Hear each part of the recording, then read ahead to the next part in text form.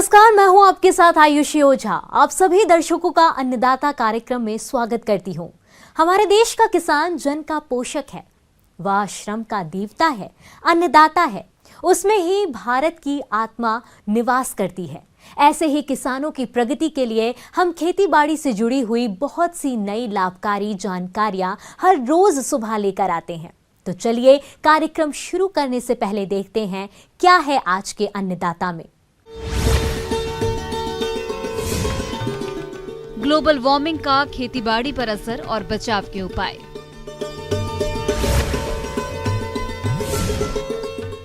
बदलते मौसम में बकरियों की देखरेख का सही तरीका। से जारी वैश्विक तापमान में वृद्धि यानी ग्लोबल वार्मिंग का असर जलवायु परिवर्तन के रूप में सामने आया है। लगभग 4 दशक में मौसम चक्र के क्रमिक बदलाव के कारण भीषण गर्मी, कड़ाके की ठंड, आंधी बारिश और तूफान जैसी मौसम की चरम स्थितियों का शुरुआती असर अब फसल चक्र में बदलाव के रूप में दिख रहा है। यह असर प्रमुख फसलों की उत्पादकता में कमी या बढ़ोतरी और गुणवत्ता में बदलाव का कारण बनता जा रहा है।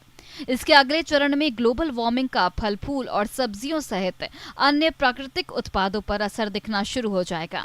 ऐसे में अभी से हमको इसे रोकने के लिए कदम बढ़ाने होंगे। कृषि क्षेत्र में हम कौन कौन से कामों को करके ग्लोबल वार्मिंग को रोक सकते हैं, चलिए जानते हैं बिहार कृषि विश्वविद्यालय जिला भागलपुर के मौसम वैज्ञानिक डॉक्टर सुनील कुमार से।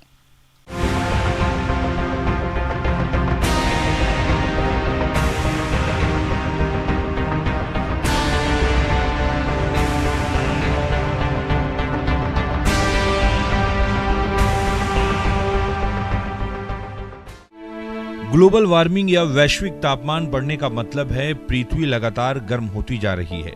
वैज्ञानिकों का कहना है कि आने वाले दिनों में सूखा बढ़ेगा, बाढ़ की घटनाएं बढ़ेंगी और मौसम का मिजाज पूरी तरह बदला हुआ दिखेगा।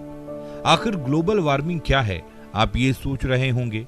आसान शब्दों में समझें तो ग्लोबल वार्मिंग का अर्थ है पृथ्वी के तापमान में वृद्धि और इसके कारण मौसम में होने वाले परिवर्तन से है। हमारी धरती प्राकृतिक तौर पर सूर्य से ऊष्मा प्राप्त करती है।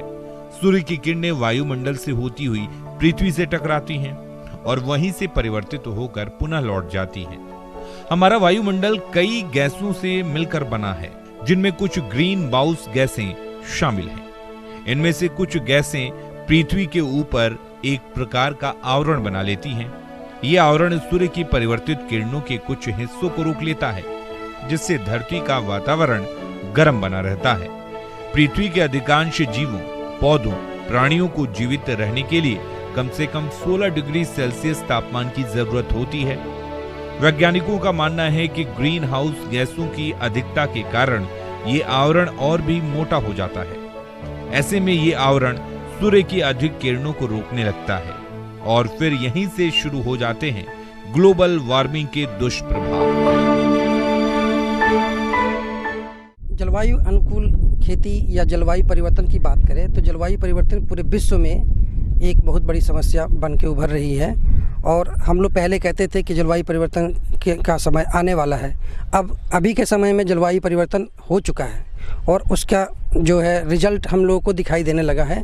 खेतों में देखें, पौधों में देखें तो वो सभी जो है रिजल्ट धीरे धीरे आके हमारे सामने आते जा रहे हैं। अभी के समय में मौसम भी धीरे धीरे चेंज हो रहा है और वो जलवायु परिवर्तन के कारण ही विशेषकर हो रहा है।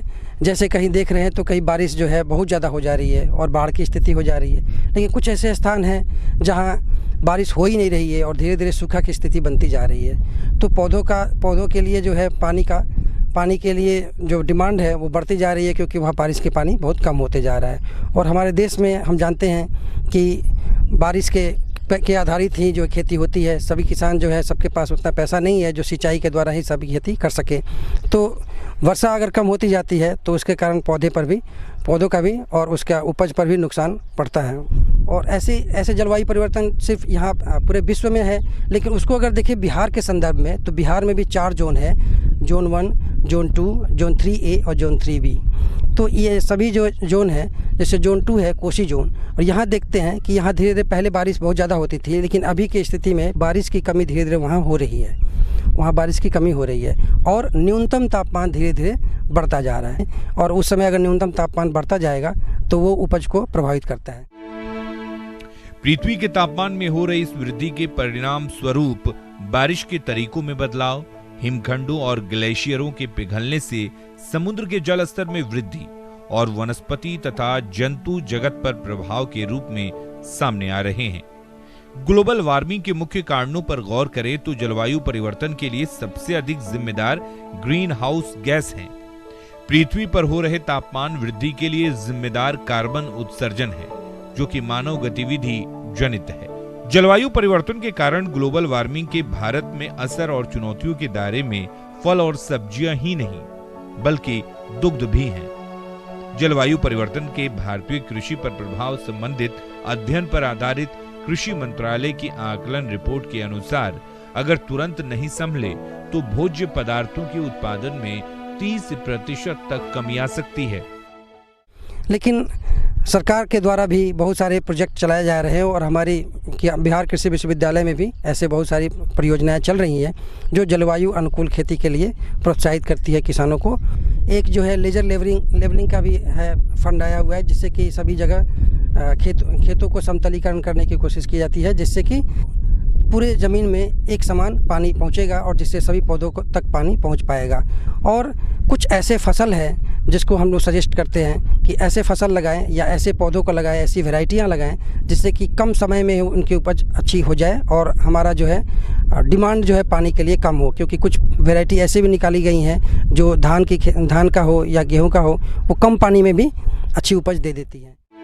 ग्लोबल वार्मिंग के कारण भारत के कई राज्यों में दिन के समय तेज गर्मी के कारण पानी की उपलब्धता में गिरावट से पशुधन और फसलों की उत्पादकता पर सीधा असर होगा। जलवायु परिवर्तन के कारण ग्लोबल वार्मिंग से खेती पर पड़ने वाले असर से किसानों की आजीविका भी प्रभावित होना तय है। भविष्य की इस चुनौती के मद्देनजर अनियंत्रित खाद के इस्तेमाल से बचते हुए भूमिगत जल दोहन रोककर उचित जल प्रबंधन की मदद से युक्ति संगत सिंचाई साधन विकसित करना ही एकमात्र उपाय है। इसके लिए प्राकृतिक और जीरो बजट खेती को बढ़ावा देना आज जरूरी हो गया। दूसरी बात है कि कुछ जो है डायरेक्ट सीडेड है, जीरो टिलेज है, ये सब विधियां हैं जिसके कारण जिसका उपयोग करके हम जो है कम से कम प्रदूषण फैलाते हुए और कम से कम कॉस्ट में हम अच्छी उपज ले पाएंगे। समस्या हमारे लिए यही है कि सिर्फ बारिश ही नहीं, तापमान भी जो है धीरे धीरे बढ़ता जा रहा है। तो तापमान बढ़ने से भी है पौधों में स्ट्रेस बढ़ता है। पौधों में स्ट्रेस बढ़ता है तो फ्लावरिंग के टाइम में जब फूल लगते हैं पौधों में, उस समय जो है फूल जो है गिरने लगते हैं, उसके पॉलन जो है परागकण है वो धीरे धीरे सूख सकते हैं। तो उस स्थिति में पानी पौधों को अगर मिल जाए तो वो जो है उपज अच्छी दे देंगे। उसमें कुछ समय पर खाद मिल जाए सही विधि से तो वो खाद भी उनके लिए वरदान साबित होता है और वो उपज को बरकरार रखते हैं।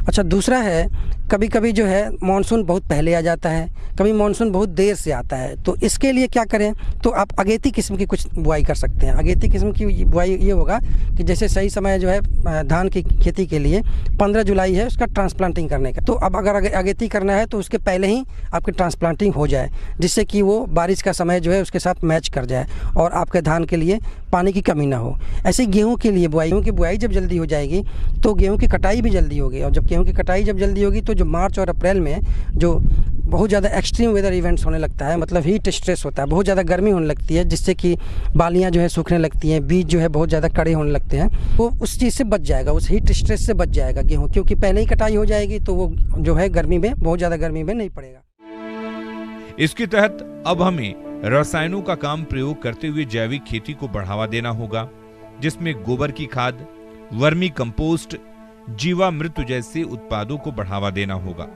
सिंचाई की परंपरागत विधियों को छोड़ उन्नत सिंचाई पद्धति और वर्षा जल संग्रहण तकनीक को अपनाना होगा। साथ ही मिट्टी और जल क्षरण को रोकने के उपाय करने होंगे। मेड़बंदी, check dam, contour farming, mix farming को बढ़ावा देना होगा। कृषि के साथ कृषि वानिकी, फल उद्यानिकी, औषधीय फसलों की खेती को बढ़ावा देना होगा। साथ ही प्लास्टिक का उपयोग कम करते हुए अवैध खनन और वनों की कटाई पर रोक लगानी होगी।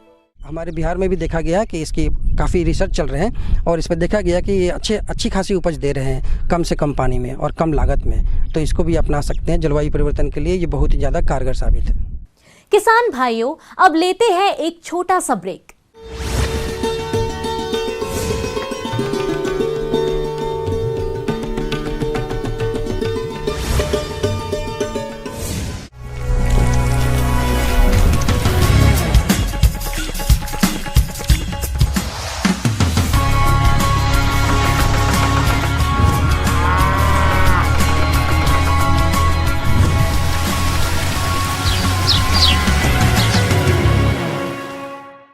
ब्रेक के बाद आप सभी दर्शकों का अन्नदाता में स्वागत है।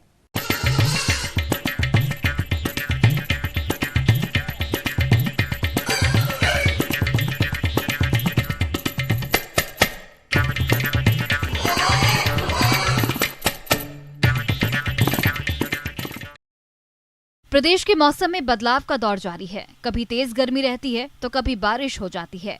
ऐसे में कृषि व्यवसायों पर काफी विपरीत प्रभाव पड़ता है। अगर बकरी पालन की बात करें, ये व्यवसाय भी इससे अछूता नहीं है। गर्मी का सीधा प्रभाव बकरियों की उत्पादकता पर पड़ता है। साथ ही बारिश में कई रोगों की चपेट में आ जाती है। ऐसे में इनका बचाव करना बेहद जरूरी हो जाता है। तो इसके लिए किसान किन किन बातों का खास ख्याल रखें, जानते हैं रांची पशु चिकित्सा महाविद्यालय जिला रांची के पशु वैज्ञानिक डॉक्टर रविंद्र कुमार से।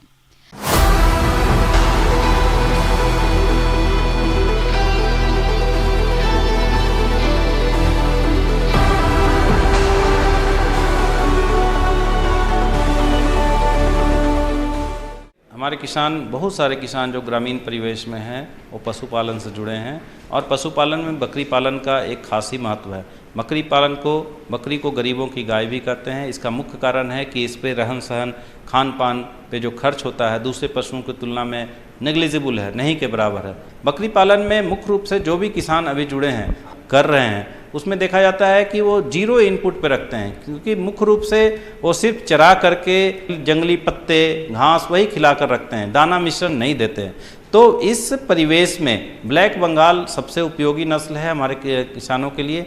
साथ ही साथ अभी का मौसम, जैसा कि गर्मी के मौसम की यदि बात करता है तो बकरियों में विशेष रूप से 2-3 चीज़ें विशेष रूप से ध्यान देने की ज़रूरत होती है ताकि इसमें गर्मी का प्रकोप से बच सके और मृत्यु दर इस समय बकरियों में बढ़ जाती है, उस मृत्यु दर को कम कर सके। बकरियों का आवास प्रबंधन।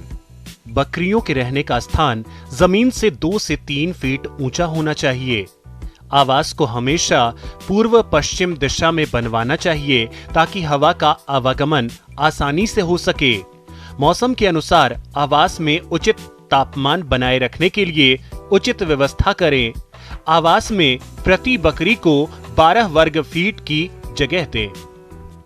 पहला चीज है कि बकरियों को ज्यादातर जो हम चरा करके रखते हैं तो देखा जाता है कि अभी वातावरण का तापमान दोपहर में, दिन में काफ़ी ज़्यादा हो जाता है, तो उस समय बकरियों को चराने के लिए नहीं निकालें। बकरियों को चराने के लिए सुबह में और शाम में, जब वातावरण का तापमान कम होता है, ठंडा होता है, उस समय आप इसको चराने के लिए उपयोग करें। साथ ही साथ बकरियों को पानी पिलाने के लिए नियमित रूप से हमेशा ठंडा पानी और स्वच्छ पानी आप देते रहें और चरा करके बकरियों को आप जल्दी से, जब धूप निकलने लगे, वातावरण गर्म होने लगे, तो आप ला करके उसको बाड़े में रखना चाहिए। बकरियों की अच्छी वृद्धि और विकास हो, इसके लिए खान पान का उचित प्रबंधन करना चाहिए। बकरियों के लिए हरा चारा, गेहूं का भूसा, यदि संभव हो तो चना, अरहर और मसूर की दाल का भूसा को भी खिलाया जा सकता है। इसके अलावा कटहल, नीम, पीपल और पाकड़ की पत्तियों को भी हरे चारे के रूप में बकरियों को दिया जा सकता है। साथ ही साथ देखा जाता है बकरियों में अगर हम कम समय में चरा रहे हैं, पहले तो था कि हम लोग दिन भर बकरियों को चराते रहते थे 7-8 घंटा, अभी गर्मी के कारण हम लोग चराने की जो समय है वो उसमें कमी हो गई। तो इससे क्या होता है कि उसमें पोषक तत्व की बकरियों में कमी हो जाती है। तो उससे बचने के लिए आप थोड़ा दाना मिश्रण कम से कम 100 ग्राम प्रति बकरी प्रतिदिन संतुलित आहार अगर आप देते हैं तो बकरियों में बढ़ने की क्षमता, प्रजनन क्षमता, बच्चा देने की क्षमता, इसमें कमी नहीं आएगी। बकरियों के अच्छे विकास के लिए संतुलित आहार देना चाहिए। किसान अपने स्तर पर बकरियों को दाना या बाट बनाकर खिलाते हैं तो आहार पर खर्च कम आएगा। 100 किलोग्राम दाना मिश्रण तैयार करने के लिए जौ, जई, ज्वार या बाजरा 25 किलोग्राम, खली 25 किलोग्राम, गेहूं का चोकर 20 किलोग्राम, धान की कनकी 17 किलोग्राम, दाल की चुन्नी 10 किलोग्राम, खनिज मिश्रण 2 किलोग्राम, नमक 1 किलोग्राम को मिलाकर अच्छी तरह तैयार करते हैं। दूसरी चीज़ है कि इस समय गर्मी के मौसम में देखा जाता है कि बकरियों में एक बीमारी जो बहुत ही खतरनाक है, पीपीआर का लक्षण हमारे किसान भाई जानते होंगे, नाक से पानी गिरना, बुखार होना, दस्त होना और मरने लगना। तेजी से फैलना एक बकरी से दूसरे बकरी में, इसका टीकाकरण आप अभी जल्द से जल्द करा लें। टीका 3 से 4 महीने की उम्र में होता है और उसके बाद साल में एक बार टीकाकरण करें। जो भी किसान भाई टीकाकरण नहीं कराए हैं वो अभी इसका अवश्य ही टीकाकरण कर लें और आपके बकरी स्वस्थ रहेंगे। और किसानों को जो गर्मी के मौसम में जो परेशानियां होती है, हानि होती है, मृत्यु दर बढ़ जाती है, उससे वो बच सकते हैं। ब्रेक के बाद एक बार फिर से आप सभी दर्शकों का अन्नदाता कार्यक्रम में स्वागत है।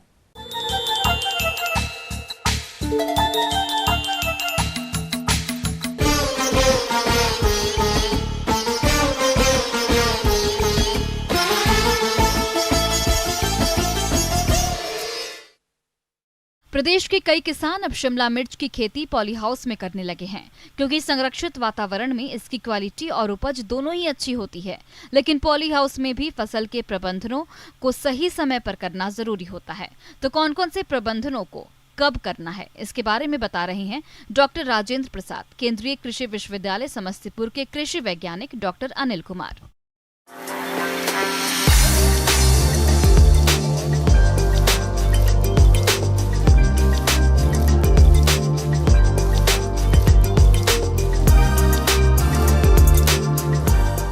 ये आपका प्रश्न बहुत ही मार्मिक है और बड़ा सामयिक है। इस समय जो शिमला मिर्च की फसल शेड नेट में या फिर ग्रीन हाउस में लगी है, कि शिमला मिर्च में क्या होता है कि 1.5 से 2 महीना, प्रत्येक 1.5 से 2 महीने के बाद ही फ्लावरिंग फ्रूटिंग होती है। ऐसे में एक तो पहले निकाई गुड़ाई कर लें और अगर खाद उर्वरक की कुछ मात्रा बची हो तो वो डाल लें, और दूसरा कटाई छटाई इसके कर लें। और तापमान का ध्यान रखना चाहिए। अगर तापमान बढ़ रहा है तो उसके लिए जो पॉली हाउस के अंदर मेजर्स दिए हुए हैं, या तो ऊपर टॉप कर्टेन लगा हुआ है तो फैला दें, या इनसाइड कर्टेन लगा हुआ है तो वो फैला दें, ताकि तापमान कम हो जाए। या आवश्यकता पड़ने पर सिंचाई, नमी को भी मेंटेन करना बड़ा आवश्यक है। अगर नमी 60 से 70% से ज़्यादा होती है तो आप उसको सिंचाई कम करें। अगर कम है तो हल्की से सिंचाई कर लें, या ड्रिप चला दें, या फिर फागर चला लें थोड़ा सा समय के लिए। क्योंकि फागर चलाना शिमला मिर्च की फसल के लिए बहुत लाभदायक नहीं होता, क्योंकि इसकी जड़ें, पौधों की जड़ें बहुत हल्की होती हैं, पौधों को गिरने की संभावना हो जाती है। वृद्धि नियंत्रण। शिमला मिर्च की उपज बढ़ाने के लिए ट्राइकोंटानॉल 1.25 ppm रोपाई के बाद 20 दिन की अवस्था से 20 दिन के अंतराल पर 3 से 4 बार छिड़काव कर देना चाहिए। इसी प्रकार NAA 10 ppm यानी 10 मिलीग्राम प्रति लीटर पानी का 60वें एवं 80वें दिन छिड़काव करना चाहिए। पौधे को सहारा देना। शिमला मिर्च में पौधे को प्लास्टिक या जूट की सुतली से बांधकर ऊपर की ओर बढ़ाने के लिए सहारा दिया जाना चाहिए, जिससे फल गिरते भी नहीं हैं और फलों का आकार भी अच्छा रहता है। पौधों को सहारा देने से फल मिट्टी एवं पानी के संपर्क में नहीं आ पाते, जिससे फल सड़ने की समस्या नहीं होती है। और इस समय तापमान डे बाई डे धीरे धीरे बढ़ रहा है, तो तापमान को ध्यान में रखते हुए इसमें आप देखेंगे कुछ थ्रिप्स, माइट्स का प्रकोप बढ़ेगा। तो ऐसे कंडीशन में पौधों का जो अग्रभाग होता है वही श्रिंक कर जाते हैं, जिससे विकास ही रुक जाता है। और फल, जब पौधों का विकास रुक जाएगा, फोटोसिंथेसिस की क्रिया नहीं होगी, तो ऐसे स्थिति में फलों का विकास छोटा हो जाता है। तो अगर ऐसे इन्फेक्टेड पौधे हैं तो जहाँ तक वो छोटे पत्तियाँ निकली हों या विकास रुका, वहाँ से काट देना चाहिए। काट के हटा के दवा का इस्तेमाल तुरंत करना चाहिए। और इसमें इनके कंट्रोल करने के लिए आपको इमिडाक्लोरोपिड 0.5 ml प्रति लीटर पानी की दर से अगर थ्रिप्स लगा है तो इसके छिड़काव करें। अगर माइट लगा है तो डाइकोफॉल तत्व वाले केमिकल जैसे ओमाइट या मिटिगेट 1 ml प्रति लीटर पानी के हिसाब से मिलाकर छिड़काव करेंगे तो पौधे का अच्छा विकास होगा। और फल जो लगे होंगे, अगर वो मैच्योर हो गए हों तो मैच्योरिटी पर फल को हार्वेस्टिंग करना भी आवश्यक है, ताकि पौधों का बढ़वार अच्छे ढंग से हो सके। अगर ऐसा नहीं करते हैं तो इसके उत्पादन पर प्रतिकूल प्रभाव पड़ेगा। पौधों के अंदर किसी भी तरह की कोई समस्याएं या विकार उत्पन्न हो जाते हैं तो फल टेढ़े मेढ़े हो जाते हैं या कालिक टाइप के लगे हुए हो जाते हैं, गंदे हो जाते हैं, उनके बढ़वार नहीं हो पाते हैं और कभी कभी उसमें छेद भी मिलते हैं कीड़ों के द्वारा। तो ऐसे स्थिति में एक तो हम कहेंगे कि हर महीने में कम से कम एक बार माइक्रो न्यूट्रिएंट सोल्यूशन का इस्तेमाल करना चाहिए और विशेष तौर से उसमें बोरन होता है जो कि पौधों को बढ़वार में या पौधों के फल लगने में या फल के अच्छे विकास में सहायक होता है। फलों की तुड़ाई एवं उपज। शिमला मिर्च के फलों की तुड़ाई हमेशा पूरा रंग और आकार होने के बाद ही करनी चाहिए तथा तुड़ाई करते समय 2 से 3 सेंटीमीटर लंबा डंडा फल के साथ छोड़कर फल को पौधों से काटा जाना चाहिए। वैज्ञानिक तरीके से खेती करने पर संकर शिमला मिर्च की औसतन पैदावार 700 से 800 क्विंटल प्रति हेक्टेयर होती है।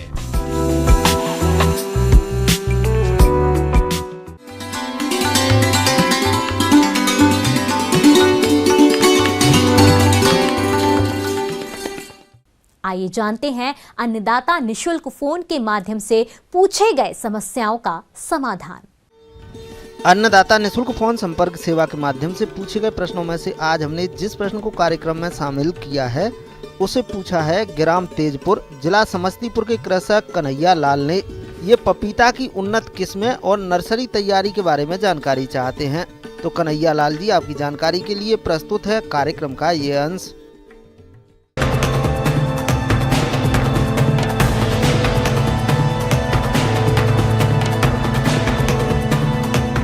पपीता वाकई इस कुदरत की अनोखी देन है। पपीता कई औषधियों गुणों से भरपूर होता है, साथ ही सेहत के लिए भी बहुत लाभदायक होता है। पपीते की सबसे बड़ी खासियत ये है कि ये बहुत कम समय में फल दे देता है। इसकी उन्नतशील प्रजातियां जैसे कि Pusa delicious, Pusa majesty, Pusa giant, Pusa dwarf, Pusa Nanha या म्यूटेंट डुफार्व, CO1, CO2, CO3, CO4, Coorg honey, red lady 786, Washington, Coimbatore, कुंघरनी ड्यू, पूसा डेलिसियस इत्यादि उन्नतशील प्रजातियां हैं। पपीते स्वास्थ्य नर्सरी तैयार करने के लिए बुवाई से पहले बीजों को उपचारित जरूर करें, क्योंकि शुरुआती अवस्था इसके पौधों पर कई रोगों का प्रकोप होने लगता है। इससे बचने के लिए कार्बेंडाजिम 1 ग्राम से प्रति किलोग्राम बीज को उपचारित करें। फिर पॉलीथीन बैग, प्रोटे या नर्सरी में बीजों की बुवाई करें। अगर आप नर्सरी में इसकी बुवाई कर रहे हैं तो बीजों की लाइन में बुवाई करें, इससे बीजों का अंकुरण अच्छा होता है। 1 हेक्टेयर क्षेत्र की पौध तैयार करने के लिए लगभग 100 वर्ग मीटर का स्थान का चुनाव करें। उसके बाद 5 मीटर लंबी और 1 मीटर चौड़ी क्यारियों को बना लेना चाहिए और क्यारियों की ऊंचाई जमीन से लगभग 15 से 20 सेंटीमीटर रखनी चाहिए। इन क्यारियों में बीज बोने से पहले क्यारियों से कंकड़, पत्थर, खरपतवार आदि अशुद्धियों को हटा देना चाहिए, ताकि क्यारियों को 25% फॉर्मेल्डिहाइड से उपचारित करना चाहिए। इसके बाद अच्छी सड़ी हुई गोबर की खाद, रेत तथा मिट्टी को बराबर मात्रा में मिलाकर मिश्रण तैयार कर अच्छी तरह मिट्टी में मिलाने के बाद क्यारियों को बनाना चाहिए। तैयार क्यारियों में बीज को 10 से 15 सेंटीमीटर की दूरी पर तथा 1 से 2 सेंटीमीटर की गहराई पर बोना चाहिए।